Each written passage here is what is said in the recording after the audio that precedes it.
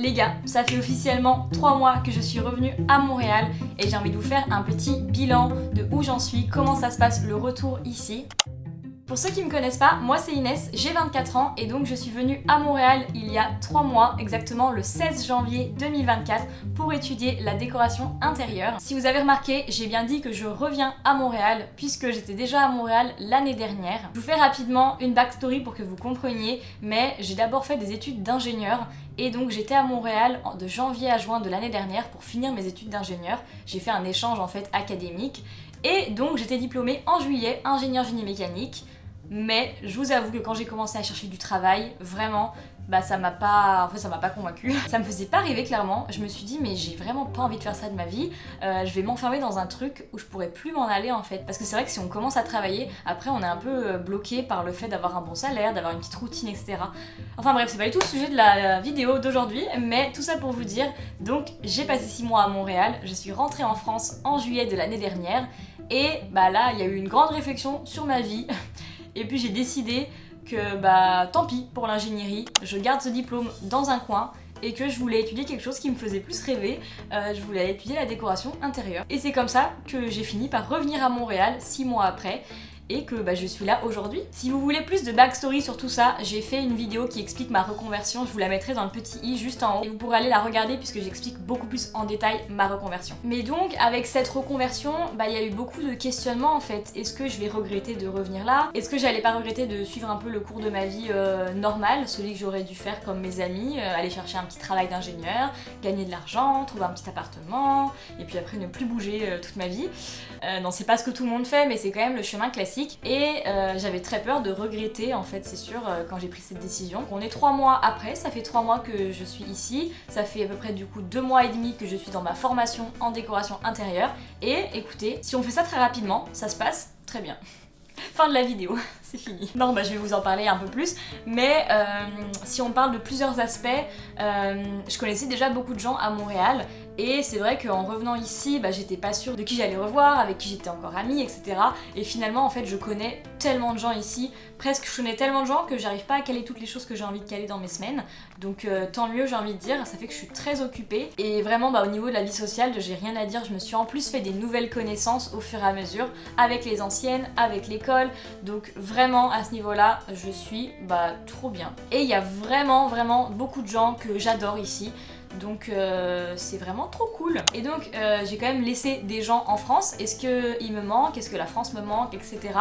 Honnêtement, la vérité c'est que pas vraiment. Je suis pas une personne à qui les gens manquent beaucoup. Je sais pas si ça a du sens. J'ai des gens que j'aime vraiment beaucoup et que j'appelle du coup régulièrement, mais c'est pas dans ma vie de tous les jours quelque chose qui me rend triste, qui me freine, etc. En tout cas pour la courte période qu'on est, parce que c'est sûr que maintenant c'était des amis que je voyais déjà moins régulièrement, c'était un peu plus des amitiés adultes, et donc certaines personnes que je voyais tous les 3 mois, donc ça m'a pas choqué pour l'instant de ne pas revoir les gens, mais je pense que c'est vrai qu'au bout de 6 mois, au bout d'1 an, là ça va être un peu plus dur. Et c'est sûr que les personnes avec qui je suis vraiment proche, au bout d'un moment ça me rendra peut-être un peu plus triste. Mais pour l'instant ça va très bien et j'arrive à appeler les gens assez régulièrement. Même si avec le décalage horaire c'est un petit peu la galère, je vais pas vous mentir. Et sinon est-ce que la France de manière générale me manque? Non. Franchement non, la chose qui me manquerait peut-être c'est mon appartement. J'avais vraiment un super appartement à Lyon qui me coûtait pas cher, qui était grand, j'habitais toute seule, j'adore habiter toute seule. Donc voilà, y a ça. D'ailleurs avec le fait d'habiter toute seule, je me rends compte que j'arrive beaucoup moins à filmer des vidéos YouTube en habitant en coloc. Je me sens toujours un petit peu gênée, je me dis si je commence à sortir ma caméra et à filmer, en fait ils vont entendre ce que je dis. Et donc j'arrive pas à être dans un flow créatif où j'ai envie de filmer des vidéos face cam comme ça. Là par exemple, je suis rentrée plus tôt de cours et donc il n'y a pas ma coloc et je peux filmer vraiment librement et je me sens libre de filmer. Mais bon, ça coûte beaucoup trop cher d'habiter seule à Montréal, donc c'est pas comme si je pouvais changer ce facteur-là. Donc on va juste essayer de travailler sur le fait de ne pas être gêné de faire des vidéos quand il y a des gens dans l'appartement. Mais à part ça, voilà, l'appartement me manque, mais clairement peut-être un petit peu la nourriture, puisqu'il y a quand même des trucs très bons en France niveau nourriture. Et ici, comme je suis pas encore 100% habituée à quoi acheter, à quel prix, dans quel magasin, qu'est-ce qui est bon, qu'est-ce qui est pas bon, des fois je mange un peu n'importe quoi selon les semaines. Ça s'améliore un petit peu honnêtement, parce que je commence à avoir quelques habitudes. Mais voilà, on n'est pas encore au niveau de l'habitude que j'ai pour manger en France. Vu que j'ai toujours habité en France, les courses c'était facile, je savais toujours quoi manger, qu'est-ce qui est bon. Et il n'y a pas à dire, mais il y a quand même une qualité d'ingrédients. De façon générale, on va pas rentrer dans ce débat, qui est meilleur en France. C'est pas un débat, je pose ça là comme ça. Donc un élément très important forcément, ma formation. Est-ce qu'elle me plaît? Oui, elle me plaît. Je suis vraiment contente de ce qu'on apprend. C'est vraiment intéressant et on apprend des vraies choses concrètes. Là, en 2 mois et demi, j'ai l'impression que je peux vraiment faire des choses concrètes en décoration intérieure.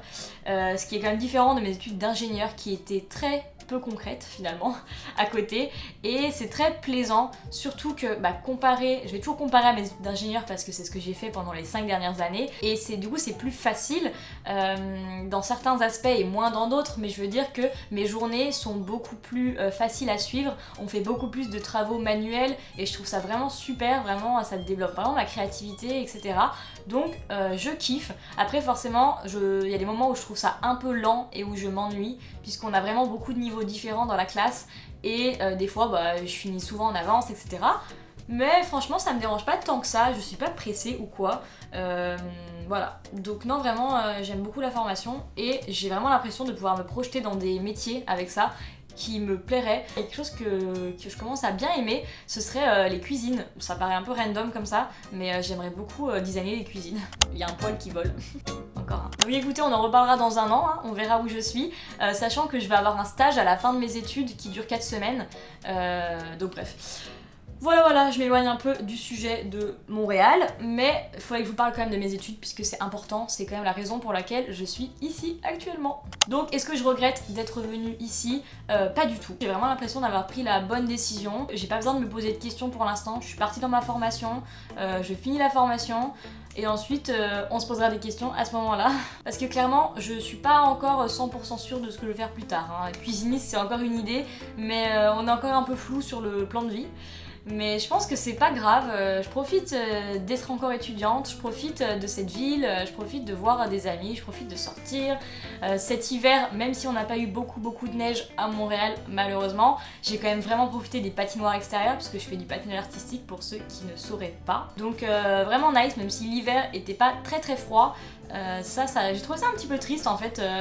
J'aime bien en fait le fait qu'il y ait de la neige, je trouve que ça justifie le fait qu'il fasse froid. Je sais pas si je suis la seule à penser comme ça, mais s'il fait juste froid et gris et qu'il n'y a pas de neige, ça sert à rien. Alors que quand il y a de la neige, je sais pas, ça me dérange moins qu'il fasse froid. Et si vous avez vu ma vidéo précédente, vous savez par contre que je veux changer d'appartement. Oh, on a un petit chat qui nous rend visite. Un petit chat. Je disais quoi? Oui, ma vidéo précédente, je change d'appartement principalement puisque celui-ci me coûte quand même assez cher, sachant qu'on est deux, on paye 1800 $, donc 900 $ par personne. Je vous explique pourquoi, etc. dans mon autre vidéo, donc n'hésitez pas à aller la voir, je la mettrai aussi dans le petit i en haut. Ça fait que, en ce moment, c'est un petit peu le stress avec ce changement d'appartement, mais la vie est bien. Juste, j'ai un peu l'impression de vivre à 100 à l'heure. J'ai tellement de choses à faire que je cours dans tous les sens. Mais je pense qu'il vaut mieux ça que l'inverse, puisque j'ai remarqué, là on part un peu dans un truc philosophique qui a un peu rien à voir, donc je sais pas si cette vidéo est intéressante ou pas. Bref, je voulais dire quoi? En fait j'ai remarqué que quand je faisais pas assez de choses dans ma vie, que je m'ennuyais et que j'étais pas avec des gens autour, en fait je commençais à ruminer, à me poser des questions. Finalement, quand je fais plein de choses, ça va beaucoup mieux. Donc j'ai décidé de faire tout le temps plein de choses. Je sais pas si c'est une bonne solution, mais du coup voilà, je fais en sorte de vraiment faire des choses, de voir des gens, de sortir. Et ça marche bien pour l'instant puisque ça va très bien. Mais là je suis juste un peu fatiguée. Est-ce que j'arrête de tourner? Elle va être un peu courte cette vidéo, mais je sais pas trop quoi dire d'autre. Je vais regarder mon bilan des 6 mois. Donc je suis allée checker ma vidéo des 6 mois à Montréal, c'est une des premières vidéos que j'ai faites sur ma chaîne. Donc n'hésite pas à aller la voir parce que là je parle vraiment de toutes les catégories et c'est surtout ma première expérience à Montréal, donc c'est un peu plus pertinent. Donc dans cette vidéo, voilà, je parlais du logement, pourquoi j'étais là, le coût de la vie, etc. Honnêtement, il n'y a pas grand chose de différent à dire par rapport à cette vidéo des 6 mois. C'est vrai que maintenant que je suis revenue ici, Les choses que j'ai dit dans cette vidéo sont toujours vraies, je pense, pour la plupart, mais forcément ça évolue au fur et à mesure. Pour le coût de la vie, je saurais pas vous dire exactement si c'est plus cher à Montréal versus c'est plus cher en France. Je pense que c'est pas la question qu'il faut se poser réellement. Je vous ferai une vidéo plus précise sur mon budget à Montréal, ça peut vous donner des exemples de budget, mais il y a tellement de pôles différents que je sais pas si en faisant vraiment l'un versus l'autre, par exemple Paris versus Montréal, puisque si on compare une petite ville de campagne à Montréal, forcément ce sera plus cher à Montréal. Bref, tout ça pour dire, au niveau du coût de la vie, j'ai pas envie de m'avancer à dire que c'est plus cher là, plus cher là. Même pour la nourriture, je saurais pas vous dire réellement si c'est plus cher ici versus la France. Je pense que ça dépend, c'est pas vraiment une réponse qui va vous avancer, mais je pense que ça dépend. Et j'aimerais quand même me plonger un petit peu plus sur ce sujet-là et vous parler plus précisément du prix de certains articles. Ça fait un petit moment que je garde beaucoup de mes tickets de caisse, justement de tous mes achats ici, pour essayer d'avoir une idée de combien ça me coûte avec les taxes, etc. pour comparer à la France. Donc je vous ferai une vidéo comme ça, il y a un petit peu de boulot à faire niveau comparaison de prix, etc. J'arrête pas de dire etc. Bref, je vous ferai cette vidéo bientôt. Logement, je vous en ai déjà parlé, donc logement, c'est la merde à Montréal, clairement. Il y a vraiment une crise du logement en ce moment, donc c'est de plus en plus dur de trouver quelque chose de potable et à un prix qui est pas totalement indécent. Ça n'a pas changé depuis cette vidéo-là. Ça s'est même empiré. Et à la fin de cette vidéo, je parlais aussi du fait que à Montréal, y a vraiment une meilleure ambiance, les gens sont plus calmes, les gens sont plus cool. Ça c'est toujours le cas, vraiment, c'est vraiment cool. Les gens sont moins pressés, sont plus polis, sont tout en fait. C'est vrai que après peut-être que je vois ça très positivement parce que je compare à la France, mais en tout cas moi je suis très heureuse ici. Et voilà, c'est tout pour cette vidéo. J'ai bientôt plus de batterie, donc je vais finir cette vidéo ici. J'espère vraiment qu'elle vous a plu. N'hésitez pas à vous abonner, à commenter et à liker cette vidéo. Et je vous retrouve dans 2 semaines pour une nouvelle vidéo.